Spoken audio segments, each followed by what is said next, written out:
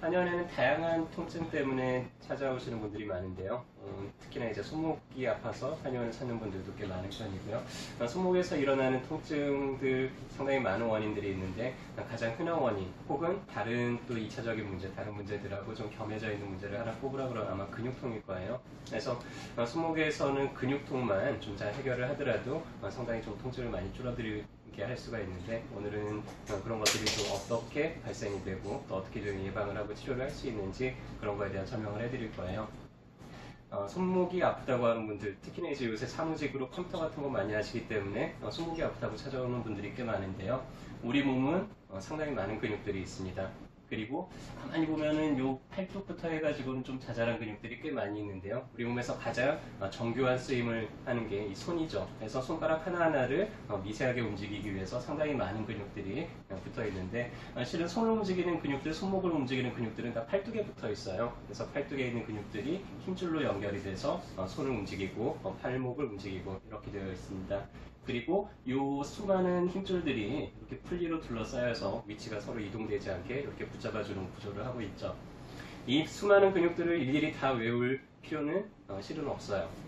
간단한 원리만 알더라도 충분하고요. 그래서 크게는 두 가지로 나눌 수 있습니다. 손목을 젖히는 데 쓰이는 근육들은 대부분 바깥쪽으로 붙어 있고요. 손목을 안쪽으로 구부리는 데 쓰이는 근육들은 대부분 팔꿈치 안쪽으로 붙어 있어요.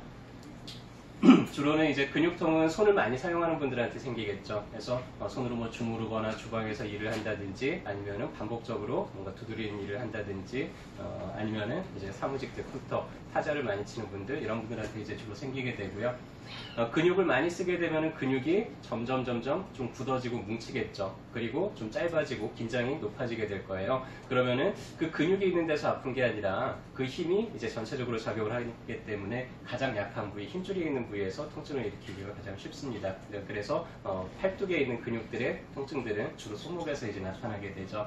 그래서 뭐 수장근이 뭉치게 되면 손바닥이 아프다든지 아니면 장요신근 같은 게 뭉치게 되면 엄지 쪽에서 아프다든지 해서 대부분의 근육통은 실제로 그 근육보다는 이 손목 주변에서 훨씬 더 많은 통증들을 일으키게 돼요. 그래서 손목 바깥쪽이 아픈 분도 있고 등 쪽이 아픈 분도 있고 뭐 안쪽이 아픈 분도 있고 위치는 여러 군데 이제 아플 수 있지만은 그 위치를 통과하는 근육이 굳어지면서 이제 문제가 생기는 경우들이 많습니다. 그래서 근육통만 있을 때는 좀 뻐근한 종류의 통증이 느껴질 거예요. 근데 이게 더 오래되고 반복적으로 계속 사용을 하다 보면 힘줄 부위에서 이제 염증이 생기거나 할 수도 있겠죠. 그래서 그 단계까지 가기 전에 미리 근육들이 좀 잘 풀어지는 게 중요하죠.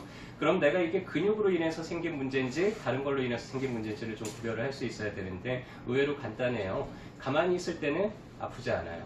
근데 손목을 좀 움직이려고 하면은 통증을 느낍니다. 그냥 가만히 이렇게 손목을 크게 돌리다 보면은 어느 위치에서 이렇게 아픈 부위가 생길 거예요.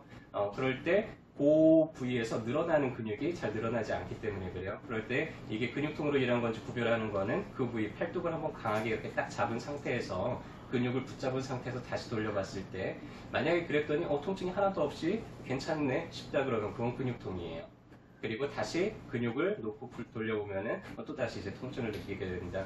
만약에 염증이 생겼다 그러면은요, 붙잡고 돌리더라도 아마 통증은 똑같이 이제 느껴질 거고, 그리고 그 근육이 힘을 쓰도록 이렇게 만들어 보면은 그때도 이제 통증을 느낀다 그러면 그거는 이제 염증이 있는 거죠. 근데 근육만 뭉쳤을 때는 그렇지는 않습니다. 그래서 그렇게 찾을 수가 있고요.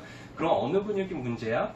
그래서 그 동작을 할 때 아프잖아요. 그 동작을 계속 반복하다 보면은 좀 꿈틀꿈틀하는 근육이 있을 거예요. 움직이는 근육이. 그러면은 그 근육이 이제 문제인 거죠. 그래서 그 근육을 잘 찾아가지고 풀어주기만 하더라도 뭐 몇 달씩 아팠던 분들이 침 한 번 맞고 났더니 선생님 금방 안 아파요 하는데 그거는 이제 대부분이 근육통 때문에 통증이 생겼기 때문에 그렇습니다. 그래서 해당 근육을 잘 찾아서 침으로 좀 풀어주고 좀 오래된 분들, 근육이 너무나 땅땅한 분들은 이제 작가만이라는 처방을 같이 해주게 되는데요. 그렇게 하면은 훨씬 더 빨리 해당 근육을 이완을 시킬 수가 있겠죠. 반복적으로 내가 계속 손을 사용하기 때문에 침 맞고 금방 좋아진다는 얘기는요. 또 금방 아프기도 쉽다는 얘기하고 같은 얘기예요. 그렇기 때문에 또 추가적으로 다시 반복되지 않도록 평소에 좀 손목을 보호를 해주는 게 중요하고요. 그래서 내가 계속 손을 좀 많이 사용한다 그러면은 테이핑이나 보호대 같은 걸 좀 착용하는 것도 도움이 되고요. 테이핑 하는 요령도 내가 만약 이쪽 근육이 너무 긴장돼서 문제다 그러면 그 근육을 최대한 신전시킨 상태에서 테이프를 좀 느슨하게 붙여주세요. 그렇게 하면은 테이프가 약간 피부를 좀 들뜨게 만들면서 순환을 좀 촉진을 시키면서 해당 근육을 좀 이완시키는 데 도움이 될 수가 있습니다.